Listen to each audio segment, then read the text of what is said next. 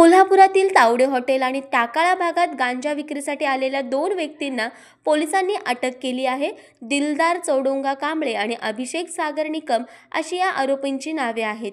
पोलिसांनी सापळा लावून कांबळेला तावडे हॉटेलजवळ तर निकमला टाकाळा येथे बंद पडलेल्या बँकेजवळ ताब्यात घेतले.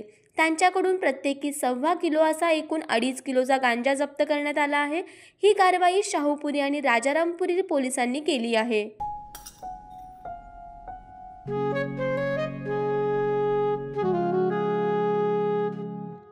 बाबा, आज येताना बासुंदी घेऊन या ना. अगं, कालच आपण आईचा वाढदिवस होता म्हणून आणली होती ना. ऐकलं, गोकुळची बासुंदी पुन्हा खावीशी वाटतेय. खरं सांगू, मलाही खावीशी वाटतेय. पुन्हा पुन्हा खावीशी वाटणारी गोकुळ बासुंदी.